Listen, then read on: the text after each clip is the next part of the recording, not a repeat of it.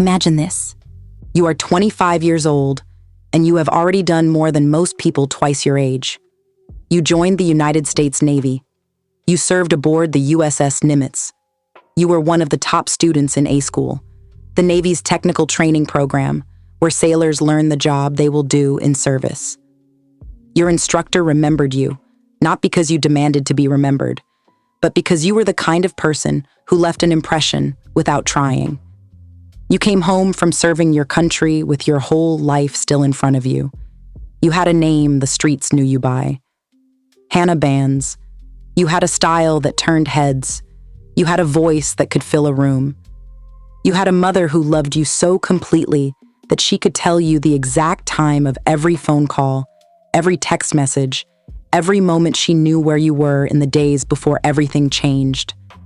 You had 13 siblings. You had a faith you chose deliberately. In May of 2021, you took your Shahada, the declaration of faith that marks a person's entry into Islam. You embraced Islam on your own terms, and you were given the name Khadija, a name that means something, a name that belongs to one of the most powerful women in Islamic history. You wore it with intention. You were 5 feet tall and carried the presence of a giant. You were 25 years old, a veteran, a Muslim woman, a rapper, a daughter, a sister, a believer. And you had come home with more life ahead of you than anyone around you could have imagined. On June 10th, 2025, your mother saw you for the last time. You were in the company of a man named Sean Causey. Your mother watched you leave. She did not know yet that she was already counting down to the last time she would hear your voice. This is No Tears for Black Girls, the cases they ignored. I am Samantha Paul. Before we go any further, I need you to understand what kind of story this is. This is not a cold case from another era. This is not a story that has been fully prosecuted, sentenced, and put away. This is a story that is still open. The investigation is still active. The questions Hannah's family has been asking since June 13th, 2025, have not been answered publicly by the Greenville Police Department. No charges directly tied to Hannah's death have been publicly confirmed as of this recording. What you are about to hear is a documented timeline provided by her family, supported by the public record that exists, and told because the family of Hannah Khadija Toby-Dean asked for her story to be told. Her mother, Charlie Dean, gave her blessing for this episode to run. This story is being told with their knowledge and their trust, and it will be told with the seriousness and care that Hannah's life deserves.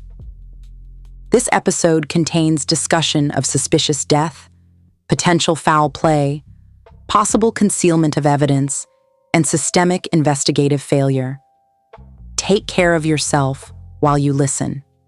But listen, because Hannah's name deserves to be in more rooms than it currently is, and the people who should be answering questions about what happened to her have been very, very quiet. Hannah Khadija Toby-Dean was from Willingboro, New Jersey, a township in Burlington County, with more history than many people outside the region know. Willingboro was originally built in the 1950s as a planned suburban community called Levittown, one of the post-war developments that symbolized the American dream, while quietly restricting who was allowed full access to it. Over time, after white flight and racist housing practices pushed Black families out of other communities and into this one, Willingboro became one of the most prominent majority Black suburban communities in New Jersey. It became a place where Black families built homes, stability, memory, and legacy across generations. That is where Hannah came from. She came from a place where people show up for each other. And when Hannah died, that community did exactly that. A candlelight memorial was held on June 26, 2025, at the Burlington riverfront. The following morning, a celebration of life brought people together from across the years of Hannah's life. Her fellow veterans showed up. Members of the fitness and military community she was connected to showed up. Her kindergarten teacher left a tribute. People who had not seen her in years came to say goodbye to a woman who had left an impression on every room she ever walked into. In Greenville, North Carolina, where Hannah had traveled and where she died, the investigation into how she died had already slowed before her community in New Jersey had even finished mourning her. Greenville sits in Pitt County in the eastern part of North Carolina. It is home to East Carolina University.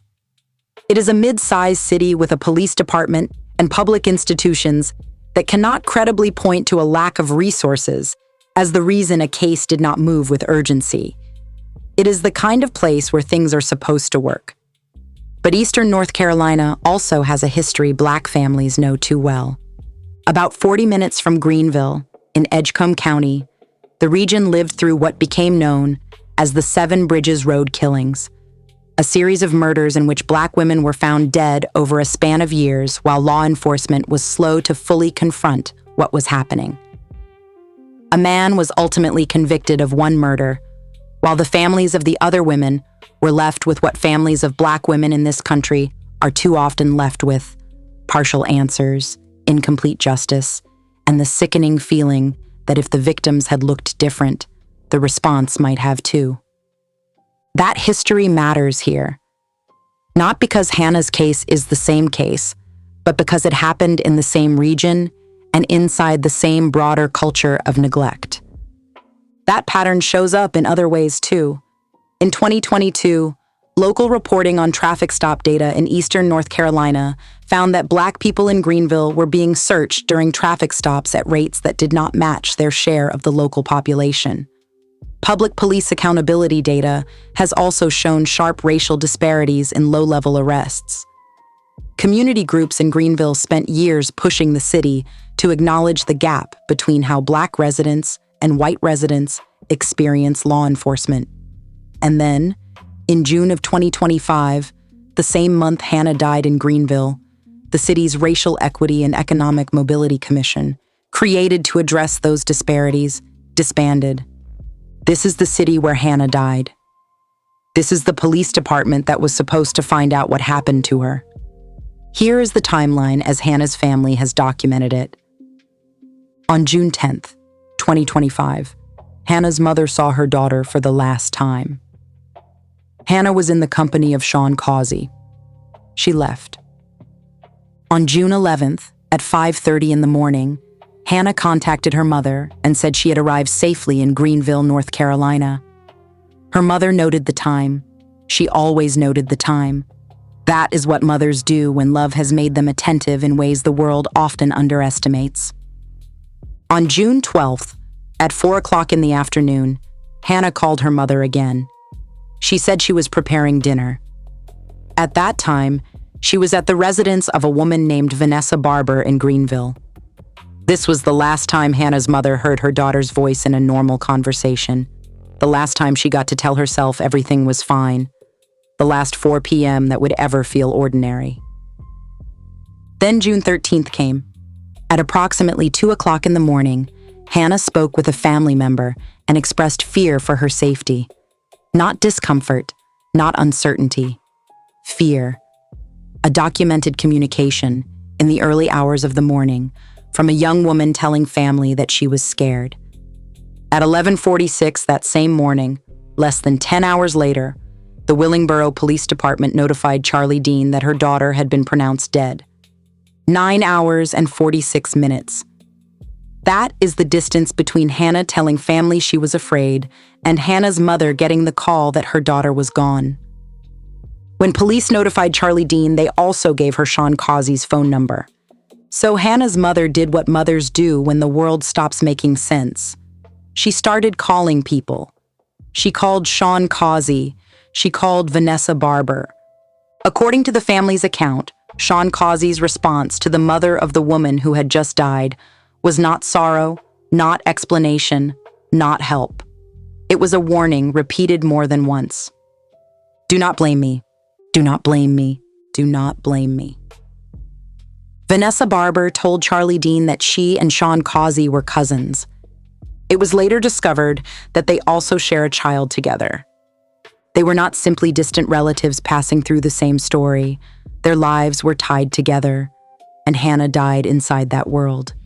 Then came what happened next. On June 24th, 11 days after Hannah was pronounced dead, her vehicle was returned to the family. The GPS tracker had been deliberately disabled. Her suitcase was returned too. When the family opened it, it was empty. The belongings Hannah had traveled with were gone. Her credit cards were later found in the trunk of her car, hidden beneath the spare tire. A disabled GPS tracker, an empty suitcase, credit cards concealed under a spare tire. Those are not the kinds of details that calm a case down. Those are the kinds of details that demand deeper scrutiny. The family brought those concerns to law enforcement. But according to the family, the initial investigation moved slowly. One of the explanations that surfaced was that Vanessa Barber had described Hannah as her god sister, and that claim appears to have shaped how seriously the situation was initially approached. A word like family was allowed to soften a set of facts that should have done the opposite. Because if a woman is found dead after saying she is afraid, and her GPS is disabled, and her belongings are missing, and her financial items are hidden in her own trunk, then "we were like family" is not a reason to relax. It is a reason to ask harder questions. Instead, Hannah's family was left watching the investigation stall in real time. Then, on August 1st, 2025, a family member did the work the police should have already been doing. They gathered evidence and submitted it directly to the Greenville Police Department. After that, the investigation was reopened. As of this recording, the Greenville Police Department has made no public statement confirming arrests directly tied to Hannah's death. The official cause of death has not been publicly released. The family is still waiting for answers the system has not yet chosen to provide. And here is what we know. A 25-year-old Navy veteran traveled to Greenville, North Carolina, in the company of a man. She called her mother to say she had arrived safely. She called again the next day and said she was making dinner. In the early hours of the following morning, she told a family member she was afraid. Less than 10 hours later, she was dead. Her GPS tracker had been disabled. Her belongings were missing. Her credit cards were hidden in her trunk. The initial investigation appears to have slowed under explanations that should have triggered more urgency, not less, and the family had to bring forward their own evidence to get the case reopened. Now I need to speak directly to you. Hannah Khadija Toby-Dean served this country. She put on a uniform. She served aboard a United States Navy vessel. She came home with an honorable record and with people who remembered her as somebody exceptional. She chose her faith. She carried a new name with intention. She was a veteran. She was a Muslim woman. She was a rapper. She was somebody's daughter and somebody's sister and somebody's friend and somebody's student and somebody whose absence still has weight in every room her family walks into. She was 25 years old. She called her mother to say she got there safely. She called again to say she was making dinner. Then she called in the dark because she was afraid. That is who this story is about. And the reason this story matters is not only because one family is still waiting for answers. It matters because too many Black families know this shape by heart. The waiting, the silence, the sense that if they do not push, nothing moves. The feeling that they are being asked to prove the value of a life that should have been protected on sight. That is why the regional context matters. That is why Greenville matters. That is why Eastern North Carolina matters. Because Hannah did not die in a vacuum. She died in a place with a documented history of racial disparity in policing, in a region where Black women's deaths have too often been answered slowly, partially, or not at all. Hannah's case is still open. That means the people responsible for what happened to her have not been held publicly accountable as of this recording. It means the Greenville Police Department still owes this family answers. It means Charlie Dean is still living inside a question no mother should have to carry for this long. We are watching. Her family is watching. And Hannah's name is not going anywhere. If you know anything about what happened to Hannah Khadija Toby-Dean in Greenville, North Carolina, between June 10th and June 13th, 2025, contact the Greenville Police Department directly. the family has been fighting for answers since the morning they got that call. If you have information that can move this case forward, now is the time to use it. Follow the Justice for Hannah Bandz campaign on Instagram and TikTok. Share this episode. Put Hannah's name in rooms it has not been in yet. Every share increases pressure. Every new listener is another person who now knows this case is still open and a mother is still waiting. Before I let you go, I want to point you toward two things that come from the same commitment this episode comes from. The first is Flowers for the Living, the latest EP from the No Tears for Black Girls soundtrack performed by Jada Truth. It is for the women still here, for the ones still carrying weight the world pretended not to see, for the mothers still waiting for answers, for the sisters still saying her name out loud in rooms that would rather forget. Search No Tears for Black Girls. Soundtrack wherever you stream music, and it will be there. The second is Death Apnea by J.C. Reedburg, part of the No Tears for Black Girls Case Files series. If what you heard today about institutional erasure, Black women, and systems that look the other way landed somewhere heavy in your chest, Death Apnea is where that same weight lives in fiction. 19-year-old Kiki Toussaint's mother dies on New Year's Eve and is processed by a New Orleans hospital as Jane Doe 2026-001, despite having identification in her purse, despite Kiki calling every hospital in the city, despite a family doing everything right. What Kiki and investigative journalist Samantha Paul uncover is not a mistake. It is a pipeline, and it has been learning better paperwork for over a century. If this episode moves something in you, please share it. Leave a 5-star review wherever you listen. Every review helps the algorithm push these stories to more people. More reviews mean more families get heard, more stories get told, and more Black women stop being treated like footnotes in cases that should have begun with their names. This is No Tears for Black Girls, the cases they ignored. I am Samantha Paul. Stay loved, stay safe, and remember, whenever you are trapped in a world of darkness, never allow fear to overwhelm you. Believe in your inner spirit and remind yourself of God's first words, "Let there be light."